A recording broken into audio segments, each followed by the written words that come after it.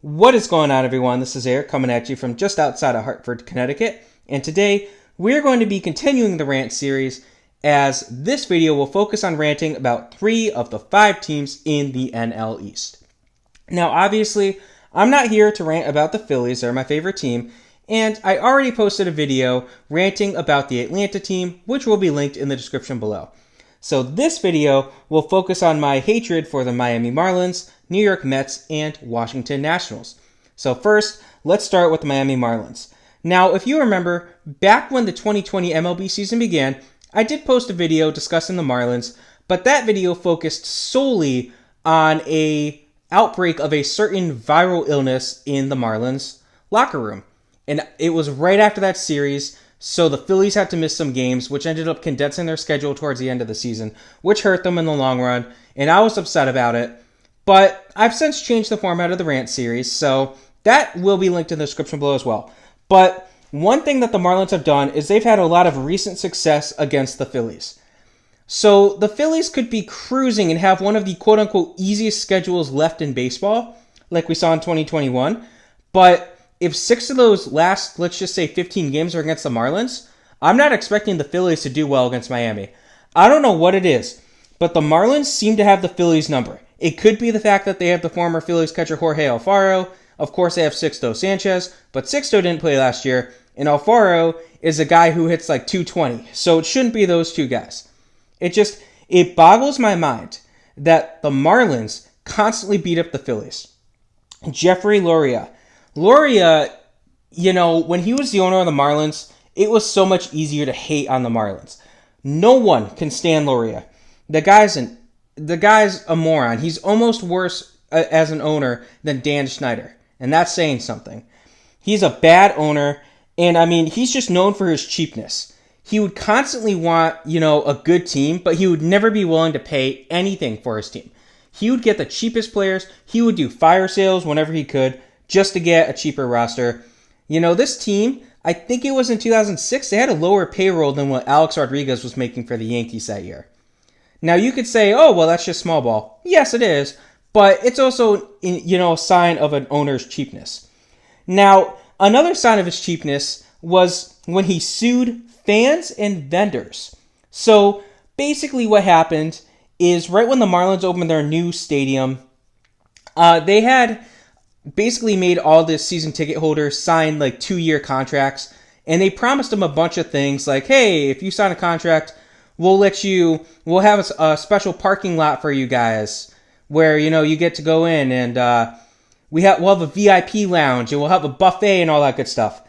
And long story short, season tickets, they sold, but the actual tickets themselves didn't. So after a couple of months, the Marlins took everything away except like the VIP box because that was written in the contract. So a lot of fans said, all right, you know what, you're taking things away. We're just going to cancel our season tickets. And they did it before the season started. But it didn't matter because the Marlins, they still sued them. Vendors had a similar thing where Loria and the Marlins offered them certain perks like, oh, hey, listen, we promise that we're going to get, up to X amount of fans in the stadium.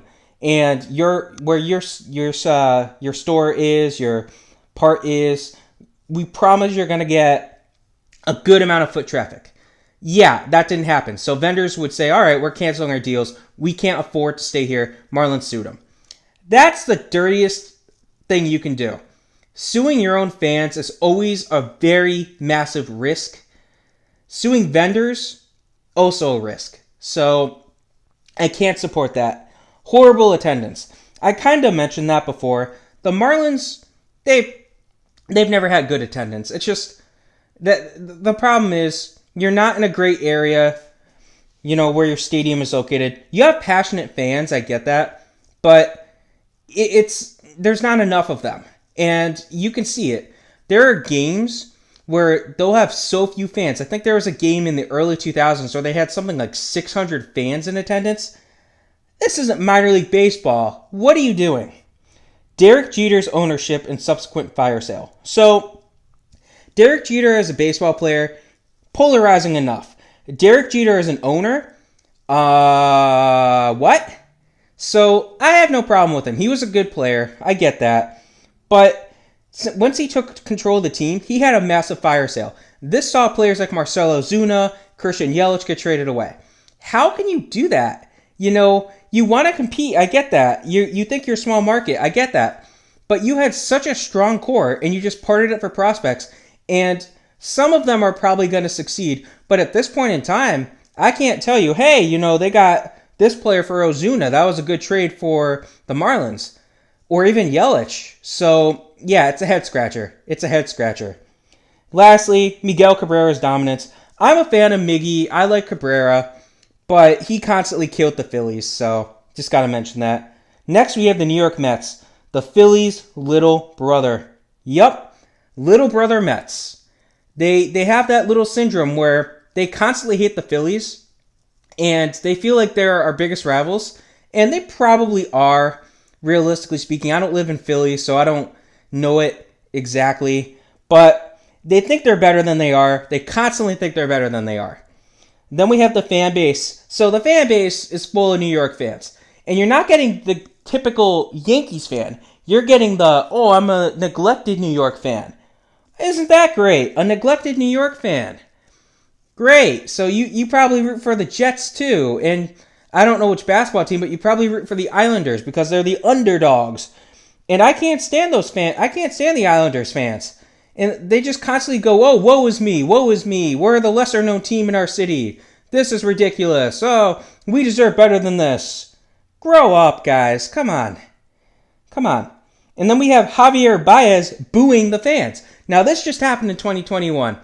Now, the team was struggling. They had an off year in 2021. This was due to injuries, in part. But, you can't say, oh, well, one injury of Jacob deGrom cost us the season. I get that. But they made a big trade at the deadline to acquire Javier Baez. Good move, right?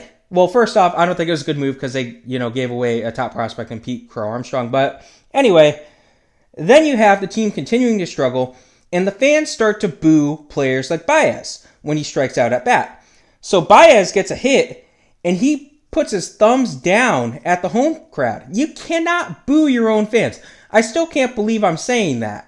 It should be common sense. I can't imagine someone like Baez going to a city like Boston or Philadelphia where the fans are actually passionate. You're not gonna survive, man. You're not gonna survive trying to boo your home fans. And it's not like he was the only one that did it. Lindor did it, and even the owner, Stephen Cohen, he got upset and he said, "You can't do that. You can't do that stuff. Not a good move when you're a pending free agent. If you're locked to a long-term deal like Lindor, different story. When you're a pending free agent." Yikes. Billy Wagner. So Billy Wagner had a solid 2-year stint in Philadelphia, and it looked like he was going to stay, but then he left and he signed with the New York Mets. And, if you leave and sign with a division rival, I get it, okay? It happens. It's a fact of life. But after that, he fuels the flames by going and saying, oh, well, Philadelphia never supported me. Philadelphia fans are horrible. They're not passionate enough. Really? Really, buddy? You want to go there? You want to go there? Is that why Cliff Lee chose to sign with Philadelphia for less money than the Mets? Because of the unpassionate fans? All right, bud, if you say so. Enjoy your World Series ring in 2008. Oh, wait. Lastly, we have the Washington Nationals. Jason Worth. So, full disclosure. Jason Worth, I never minded him as a player, but when the Nationals signed him, I kind of got upset with him. So I called him Jason Worthless, and I thought, I was some clever kid when I came up with that one. But Jason Worth, he was way overpaid by the team. I wish the Phillies could have kept him, but the Nationals just threw a massive paycheck his way. All things considered, though, my grandpa's actually met him a few times. He said he's a great guy. So, stealing the Expos from Montreal. I remember when the Expos left Montreal, and I was sad by it. It was cool to have a division rival playing in Canada, but then, Washington, D.C., for whatever reason, needed a third try at a Major League Baseball team, and they had to steal the team from Montreal. So, not a fan of that. I wish the Expos were still there. Papelbon versus Harper. Oh, man, we all remember this feud in the dugout between two teammates, Jonathan Papelbon and Bryce Harper. a former Philly versus a future Philly. I just had to mention that. Jonathan Papelbon in general. I liked Papelbon when he signed with the Phillies, but it was clear that his time was done, and him in Washington was just not a good mix. So I had to mention him. The Nationals were the team that allowed Barry Bonds' record-breaking 756th homer. Of course, I remember this game because at the time there were thoughts that he was on steroids, but it was never confirmed. It wasn't 100% known, but I remember when the hit happened. I remember, I was in the car with my dad and we were driving. I don't remember to where. And all of a sudden, we were listening to a sports broadcast and they broke in and they're like, oh, Barry Bonds just hit his record breaking against the Washington Nationals. And, I'm sorry, but Hank Aaron's still the home run king to me. Barry Bonds used steroids. Hank Aaron did not. R.I.P. Hank. Bad fan base. This team's fan base is almost as bad as the New York fan base. They don't know what they're doing and they're entitled as entitled can be. They can't defend anything. But, you talk to them and all they do is say, 2019 World Series. We won World Series more recently than you. You suck. Okay. You won the 2019 World Series. You did it against the Astros. I wasn't rooting for you in 2019. And if the cheating scandal had been known by 2019, I still wouldn't have rooted for you. I like the fact that the Phillies were the most recent team to win the World Series. But Nationals took that away. And it was a real slap in the face, too, to Bryce Harper because he had just signed with the Phillies prior to 2019. But on the bright side, this did cause Anthony Rendon to leave the team. Lastly, we have the Nationals banning out-of-state ticket sales. So basically, in the late 2000s, early 2010s, the Nationals Park was essentially Citizens Park South. If you go to a Nationals game when they were playing the Phillies, you'd see more Phillies fans than Nationals fans. They actually broke their attendance record in 2015 in a game against the Phillies. And more than 2/3 of the tickets that sold were to people wearing Phillies shirts, jerseys, and all that. So as a response, prior to 2012, the team decided to ban out-of-state ticket sales. So you could only buy tickets if you lived in D.C., Maryland, and Virginia. So that was basically a giant middle finger to Philadelphia. Even New York, even Atlanta, but mostly Philadelphia. I still remember that. So, yeah. Thanks. Thanks for that. But hey, that's why other apps exist now. So, you cost yourself that. So now I have one good thing to say about each team.